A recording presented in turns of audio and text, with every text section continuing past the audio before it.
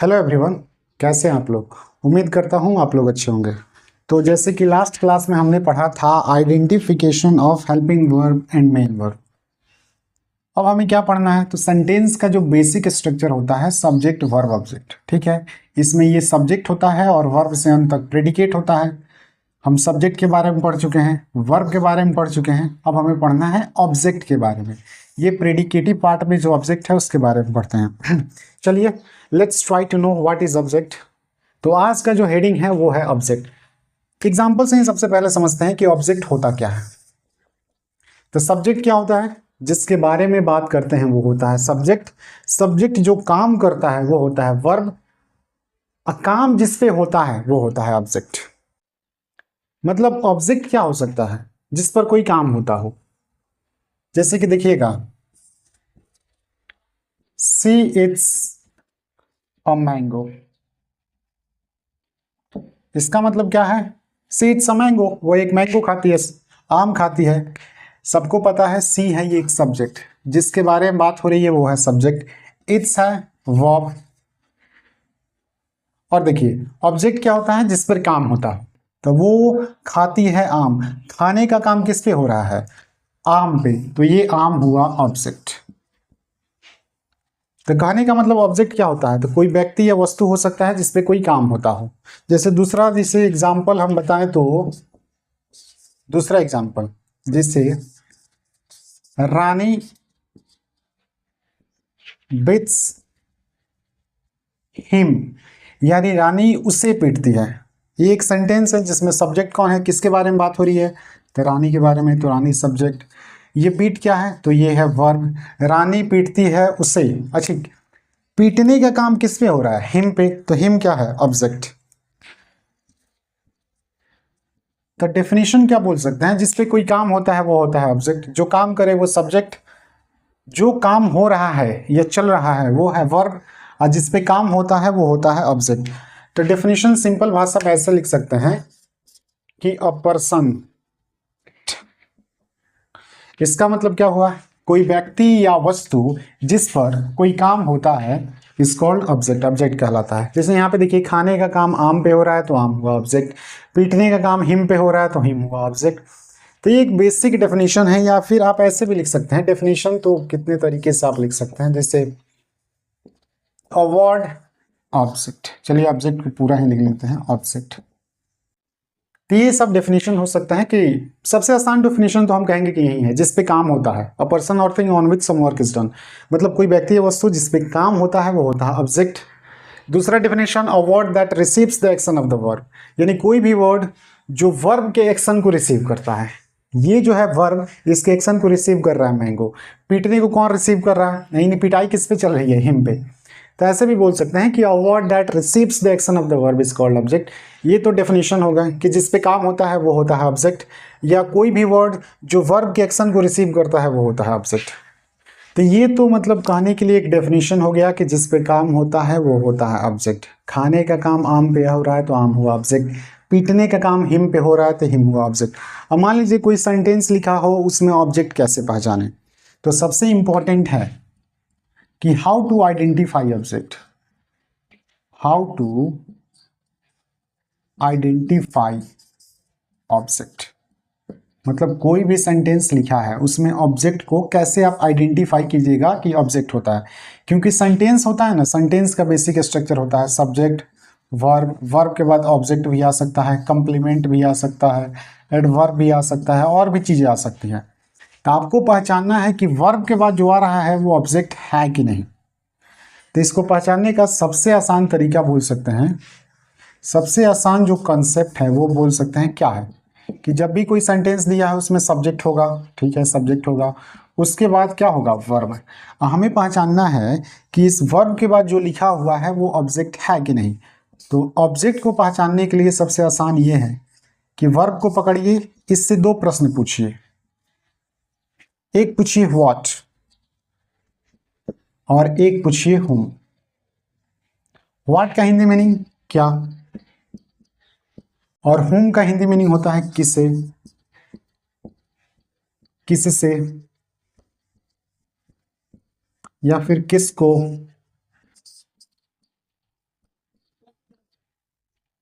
तो जब भी कोई सेंटेंस दिखे उसमें सब्जेक्ट होगा, वर्ब होगा, आगे जो भी वर्ड होगा, हमें पहचानना है कि आगे वाला वर्ड जो है ऑब्जेक्ट है कि नहीं। तो वर्ब से दो प्रश्न पूछना है, व्हाट और हुम। जब भी आप इससे पूछिएगा व्हाट या इससे पूछिएगा हुम तो इसका कुछ ना कुछ आंसर आएगा। जब भी व्हाट या हुम पूछेगा तो इसका कुछ ना कुछ क्या आएगा, आंसर। इस व्हाट और हुम का जो भी आंसर आए वो हमेशा होता है ऑब्जेक्ट। तो सबसे आसान तरीका, सबसे बेहतर तरीका यही है कि जब भी आपको वर्ब दिखे तो उससे पूछना है व्हाट या हुम। व्हाट और हुम का जो भी आंसर आए वो होता है हमेशा क्या, ऑब्जेक्ट। जैसे एग्जांपल के तौर पे यहाँ पे और कोई एग्जांपल लिखते हैं, जैसे कि देखिए इसके नीचे ही एग्जांपल लिखते हैं, इस पे भी आप अप्लाई कर सकते हैं कि सी इट्स अ मैंगो, वो एक आम खाती है, वो खाती है। तो आप पूछिएगा वर्ब से कि क्या खाती है। जब भी आप वर्ब से पूछिएगा क्या खाती है, व्हाट, तो व्हाट का आंसर आया अ मैंगो, तो ये ऑब्जेक्ट है। रानी बीट्स हिम, रानी उसे पीटती है, रानी पीटती है किसे। जब भी इस वर्ब से पूछिएगा हुम यानी किसे पीटती है तो इसका आंसर आ रहा है हिम, तो हिम क्या है, ऑब्जेक्ट है। तीसरा एग्जांपल देखिएगा, यहाँ पे तीसरा एग्जांपल लिख रहे हैं, जैसे कि she is writing, she is writing some story. मैंने कहा कि she is writing some story, मतलब वो कोई कहानी लिख रही है। She is writing a story या she is writing some story, I don't know. इसमें सब्जेक्ट कौन, तो ये सी है सब्जेक्ट। इसमें इज और राइटिंग दोनों है वर्ब, इज और राइटिंग दोनों है क्या, वर्ब। इसमें ये हेल्पिंग वर्ब है और राइटिंग क्या है, मेन वर्ब है। तो जब भी व्हाट और हुम पूछना हो तो आप हमेशा मेन वर्ब से पूछिएगा। तो सी इज राइटिंग सम स्टोरी, अच्छा वो लिख रही है, क्या लिख रही है, तो हमें नहीं पता, कोई कहानी लिख रही है। तो जब भी मेन वर्ब से पूछिएगा व्हाट तो इसका आंसर क्या आएगा, सम स्टोरी। तो ये सम स्टोरी क्या हुआ, ऑब्जेक्ट हुआ। तो यही होता है ऑब्जेक्ट पहचानने का सबसे आसान तरीका। जब भी वर्ब दिखे वर्ब से पूछना है व्हाट और होम, व्हाट और होम का आंसर जो भी आएगा आगे ऑब्जेक्ट ही आएगा। ठीक है, तो ये लिखिए, उसके बाद ये लिखिए। अब नोट में करके ये लिख सकते हैं आप। अच्छा, लिखने का तरीका ये दोनों एग्जाम्पल, उसके बाद ये वाला, और इसके नीचे लिखिएगा नोट कि जब भी आप ऑब्जेक्ट लिखते हैं तो ऑब्जेक्ट एक वर्ड का भी हो सकता है, एक से ज़्यादा वर्ड का भी हो सकता है। देखिए सम स्टोरी एक से ज़्यादा वर्ड का, अ मैंगो एक से ज़्यादा वर्ड का। और दूसरी बात, ऑब्जेक्ट हमेशा नाउन या प्रोनाउन ही हो सकता है। जैसे mango noun, him pronoun, some story क्या है, नाउन। तो याद रखिएगा जब भी ऑब्जेक्ट लिखते हैं तो या तो कोई नाउन होगा या फिर कोई प्रोनाउन होगा। नाउन और प्रोनाउन के अलावा कुछ नहीं हो सकता है। तो नोट में ये एक नंबर में लिख सकते हैं कि एन ऑब्जेक्ट, मतलब एक ऑब्जेक्ट केवल नाउन और प्रोनाउन ही हो सकता है, इसके अलावा कुछ नहीं हो सकता है। और दूसरी बात कि ऑब्जेक्ट यानी ऑब्जेक्ट एक या अधिक शब्दों का हो सकता है। तो ऑब्जेक्ट हमेशा प्रोनाउन होगा या कोई ना कोई नाउन होगा। ऑब्जेक्ट एक से ज़्यादा शब्द का भी हो सकता है और एक शब्द का भी हो सकता है। तो बस यही है ऑब्जेक्ट। ऑब्जेक्ट होता क्या है, एक बार सम अप कर लेते हैं। ऑब्जेक्ट क्या होता है, तो जिस पे काम होता है, खाने का काम मैंगो पे, पीटने का काम हिम पे, वो होता है ऑब्जेक्ट। पहचानने का सबसे आसान तरीका, जब भी वर्ब दिखे उससे व्हाट और होम पूछिए, व्हाट और होम का आंसर जो भी आएगा वो हमेशा होगा ऑब्जेक्ट। जैसे सीड्स खाती है, क्या खाती है, आम। पीटती है, किसे पीटती है, तो him. She is writing some story, क्या लिख रही है, तो सम स्टोरी। तो व्हाट और होम का रिप्लाई हमेशा होता है ऑब्जेक्ट। चलिए इतना आप नोट डाउन कर सकते हैं। ऑब्जेक्ट, इससे ज़्यादा ऑब्जेक्ट को पहचानने का इससे बेहतर तरीका नहीं हो सकता। चलिए लिखिए, देखिएगा यहाँ पे कुछ और एग्जाम्पल्स लिखे हुए हैं, इसमें आपको पहचानना है ऑब्जेक्ट को। हाउ टू आइडेंटिफाई, इसमें आपको पहचानना है। ये सेंटेंसेस लिखे हुए हैं, इसमें आपको ऑब्जेक्ट पहचानना है। ऑब्जेक्ट पहचानने का सबसे आसान तरीका है कि जब भी कोई सेंटेंस दिया हो उसमें सब्जेक्ट होगा, वर्ब होगा, आगे जो भी होगा। वर्ब से पूछना है व्हाट या होम, व्हाट या होम का जो भी आंसर आएगा वो होता है ऑब्जेक्ट। चलिए देखिए, mister Sharma knows my brother, mister Sharma मेरे भाई को जानते हैं। सबसे पहले जिसके बारे में बात होती है वो होता है सब्जेक्ट। जिसके बारे में बात होती है सब्जेक्ट। सब्जेक्ट क्या होता है, जिसके बारे में बात करते हैं। नोज यहाँ पे क्या है, यहाँ पे नोज है वर्ब। मिस्टर शर्मा मेरे भाई को जानते हैं, मिस्टर शर्मा जानते हैं, क्या जानते हैं, तो क्या का रिप्लाई ये वाला नहीं है। किसे जानते हैं, तो मेरे भाई को। जब भी आप वर्ब से, इस वर्ब से पूछिएगा कि मिस्टर शर्मा जानते हैं, अच्छा किसे जानते हैं, तो मेरे भाई को जानते हैं, तो मेरा भाई यहाँ पे क्या होगा, ऑब्जेक्ट। याद रखिएगा ऑब्जेक्ट केवल नाउन और प्रोनाउन ही हो सकता है। सेम सब्जेक्ट केवल नाउन और प्रोनाउन ही हो सकता है, यानी सब्जेक्ट और ऑब्जेक्ट का स्थान पे केवल नाउन और प्रोनाउन ही आते हैं। याद रखिएगा सब्जेक्ट और ऑब्जेक्ट के स्थान पे केवल नाउन और प्रोनाउन ही आते हैं। यहाँ पे माय ब्रदर नाउन है, तो mister Sharma subject, knows verb, my brother object. आपको बस पहचानना है ऑब्जेक्ट है कि नहीं, व्हाट और होम से। अच्छा यहाँ पे रिया इज वॉचिंग मूवी, रिया एक फिल्म देख रही है। किसके बारे में बात हो रही है, रिया के बारे में, तो रिया है सब्जेक्ट। सब्जेक्ट को छोड़कर बाकी सब होता है प्रेडिकेट, ठीक है। यहाँ पे इज और वॉचिंग दो वर्ब है, इज है हेल्पिंग वर्ब, वॉचिंग क्या है मेन वर्ब। प्रश्न पूछना, यहाँ पे जो भी प्रश्न पूछिएगा, जो भी वर्ब होगा, यहाँ पे मेन वर्ब से हमेशा प्रश्न पूछते हैं। किससे पूछते हैं, मेन वर्ब से, ठीक है। तो Riya is watching a movie, Riya film देख रही है। अच्छा रिया देख रही है, क्या दिख रही है, जब भी आप पूछिएगा इस मेन वर्ब से क्या दिख रही है, तो इसका आंसर आएगा मूवी, यानी ये व्हाट का रिप्लाई कर रहा है। She is watching what a movie, तो चाहे होम का रिप्लाई हो चाहे व्हाट का रिप्लाई हो, आगे जो भी होगा हमेशा क्या होगा, ऑब्जेक्ट, ठीक है। पवन रन्स फास्ट, यहाँ पे सब्जेक्ट कौन, किसके बारे में बात हो रही है, तो पवन के बारे में, तो पवन सब्जेक्ट है। रन्स क्या है, रन्स वर्ब है। अच्छा पवन दौड़ता है तेज, क्या दौड़ता है, फास्ट इसका आंसर नहीं है। किसे दौड़ता है, फास्ट इसका आंसर नहीं है। यानी ये जो वर्ड है, ये जो वर्ड है, ये ना व्हाट का रिप्लाई है ना होम का रिप्लाई है। वर्ब से व्हाट पूछिएगा तब भी ये वर्ड नहीं आएगा, वर्ब से होम पूछिएगा तब भी ये वर्ड नहीं आएगा।